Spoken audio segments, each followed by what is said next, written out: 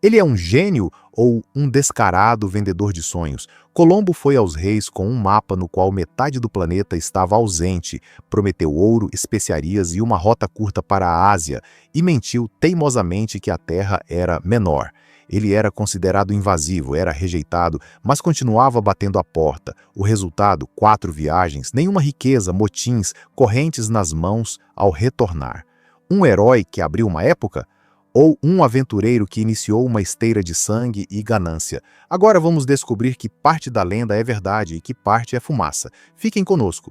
Vamos começar com o fato de que na escola nos contaram apenas metade da história. Lembram-se daqueles 3 navios, a Ninha, a Pinta e a Santa Maria? E que Colombo passou 7 anos percorrendo as cortes da Europa, oferecendo seu projeto maluco antes que a Espanha mordesse a isca? Mas o que sabemos sobre o próprio homem? Quem era esse genovês teimoso que alguns consideram um grande descobridor e outros um cruel colonizador? Cristóvão Colombo nasceu em Gênova por volta do ano 1451 da nossa era na família de um tecelão. Sim, não em uma família aristocrática, mas na família de um artesão comum. Imagine, o filho de um tecelão sonha com viagens marítimas e grandes descobertas. Parece o começo de um filme de Hollywood, não é? Mas a realidade é sempre mais complexa. Colombo começou como marinheiro mercante, navegou pelo mar Mediterrâneo, talvez até tenha participado de ataques piratas. Não é exatamente a imagem do nobre explorador que nossos livros didáticos nos pintam. Você sabia que Colombo era um verdadeiro devorador de livros? Ele estudava as obras de geógrafos antigos, mapas, cálculos. Foi especialmente impressionado pelos trabalhos de Paolo Toscanelli, que sugeriu que a Ásia poderia ser alcançada navegando para o oeste. Mas aqui está o detalhe: Colombo pegou os cálculos de Toscanelli e os reduziu. Ele afirmou que a distância das Ilhas Canárias ao Japão era de apenas 3.700 milhas náuticas, embora na realidade exceda 10.000. Um erro acidental? Ou uma mentira deliberada para fazer seu projeto parecer mais atraente para os investidores? E aqui chegamos à primeira pergunta interessante. Colombo era um visionário brilhante ou apenas um excelente marqueteiro? Imagine uma sessão de apresentação do século XV. Colombo entra na sala do trono e começa sua apresentação. Vossas Majestades, invistam na minha startup. Vou encontrar uma rota curta para a Índia, trazer especiarias e ouro, e vocês se tornarão mais ricos que todos os monarcas da Europa. Soa tentador, não é? Especialmente se você mantiver em segredo o fato de que seus cálculos são, para dizer o mínimo, otimistas. Mas por que Colombo insistiu tão teimosamente em sua ideia? Durante 7 anos ele foi de uma corte europeia a outra. Portugal, Inglaterra, França, todos recusaram, e apenas a Espanha, recentemente unificada sob o governo de Fernando e Isabel, decidiu arriscar. Talvez não fosse apenas sobre ouro e especiarias. Colombo era uma pessoa profundamente religiosa e acreditava que sua missão era levar o cristianismo a novas terras. Em seus diários ele escreveu que as riquezas que encontraria ajudariam a financiar uma nova cruzada para libertar Jerusalém. Essa é uma mistura interessante de motivos comerciais e religiosos.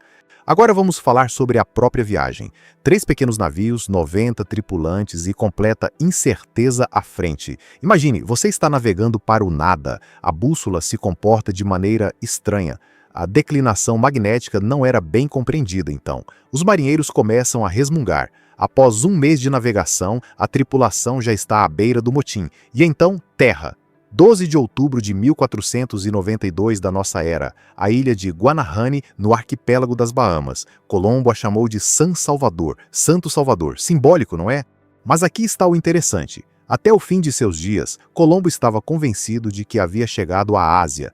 Mesmo quando todos os fatos indicavam o contrário, ele insistia teimosamente em seu ponto de vista. Isso é uma crença impenetrável em sua própria razão ou uma incapacidade de admitir um erro?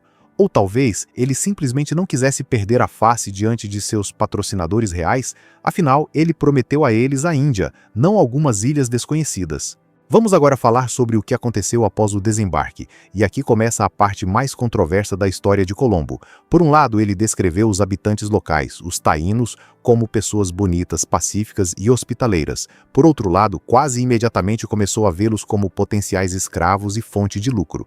Em seu diário ele escreveu: "Eles devem ser bons servos. Com 50 homens pode-se subjugá-los a todos e fazê-los fazer o que se quiser." E essas não eram apenas palavras. Já durante sua segunda viagem, Colombo enviou 500 índios para a Espanha como escravos. Muitos deles morreram no caminho, e em Hispaniola, atual Haiti e República Dominicana, ele estabeleceu um sistema onde cada índio com mais de 14 anos deveria trazer uma certa quantidade de ouro a cada 3 meses. Aqueles que não cumpriam a cota eram severamente punidos. Imagine, você vive uma vida pacífica em sua ilha e de repente homens barbudos estranhos chegam e exigem de você ouro que simplesmente não tem. Mas Colombo era particularmente cruel para sua época? Ou ele estava apenas agindo dentro do quadro das ideias de então sobre o tratamento civilizado dos selvagens? Esta é uma questão complexa. Por um lado, mesmo pelos padrões do século XV, seus métodos de gestão levantavam questões, tanto que em 1500 da nossa era, ele foi preso e enviado para a Espanha acorrentado. Mas, por outro lado, o sistema colonial que ele começou a criar foi continuado e desenvolvido por seus seguidores. Curiosamente, os próprios monarcas espanhóis eram ambíguos em sua atitude em relação aos habitantes nativos do Novo Mundo.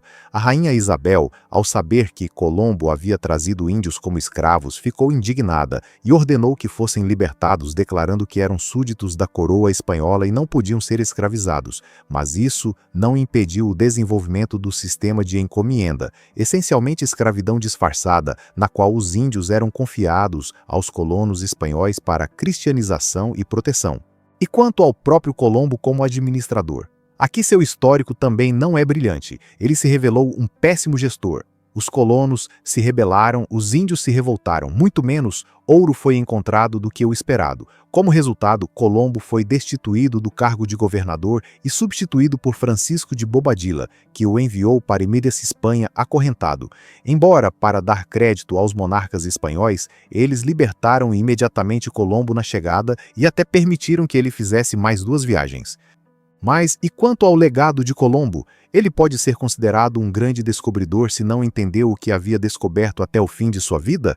E podemos chamar de descoberta algo que já era conhecido por milhões de pessoas que viviam nessas terras? Afinal, os vikings também chegaram à América 500 anos antes de Colombo, mas isso não levou a contatos permanentes entre o Velho e o Novo Mundo. Talvez a grandeza de Colombo não esteja em ter sido o primeiro, mas em que suas viagens tiveram consequências. Elas iniciaram um processo que os historiadores chamam de intercâmbio colombiano, uma troca massiva de plantas, animais, tecnologias e, infelizmente, doenças entre os 2 hemisférios. Batatas, tomates, milho, chocolate vieram para a Europa da América e mudaram a dieta de milhões de pessoas, e cavalos, vacas, trigo e ferramentas de ferro foram na direção oposta. Mas também houve um lado sombrio nessa troca. Doenças europeias para as quais os nativos americanos não tinham imunidade levaram a uma catástrofe demográfica. De acordo com algumas estimativas, até 90% da população indígena da América morreu de epidemias de varíola, sarampo e outras doenças. Civilizações inteiras foram varridas da face da terra, não tanto pelas espadas dos conquistadores quanto por inimigos invisíveis, vírus e bactérias. E ainda assim, é justo colocar toda a responsabilidade por isso em Colombo? Ele não podia saber sobre micróbios e imunidade. Ele não planejou um genocídio. Ele era um produto de seu tempo. Um tempo em que os europeus se consideravam no direito de civilizar o resto do mundo sem perguntar se esse mundo queria ser civilizado. Ou talvez, em vez de julgar Colombo pelos padrões modernos, devêssemos vê-lo como uma figura complexa e contraditória? Um homem que mudou o curso da história sem ele mesmo entender. Um homem cujas ambições, fé e teimosia levaram a consequências que ele não poderia prever. Nos últimos anos de sua vida, Colombo estava desapontado e magoado. Ele sentia que não era suficientemente valorizado, que havia sido privado de honras e riquezas merecidas. Ele morreu em 1506 da nossa era em Valladolid, Espanha, em relativa obscuridade. A ironia do destino. Um homem cujo nome hoje conhece cada escolar deixou a vida sem entender a escala de suas realizações. Agora vamos voltar à nossa pergunta inicial. Colombo foi um herói ou um aventureiro? Talvez ele tenha sido ambos. Um herói, porque arriscou ir ao desconhecido, superou a resistência e o ceticismo, mostrou uma persistência incrível. Um aventureiro, porque manipulou fatos para obter financiamento e não se esquivou de métodos cruéis para atingir seus objetivos. Mas talvez o mais importante não seja como avaliamos Colombo, mas quais lições tiramos de sua história. Uma lição de que grandes descobertas frequentemente acontecem acidentalmente quando estamos procurando algo completamente diferente. Uma lição de que mesmo boas intenções podem levar a consequências catastróficas. Uma lição de que a história não se divide em preto e branco, em heróis e vilões, mas consiste em muitos tons de cinza.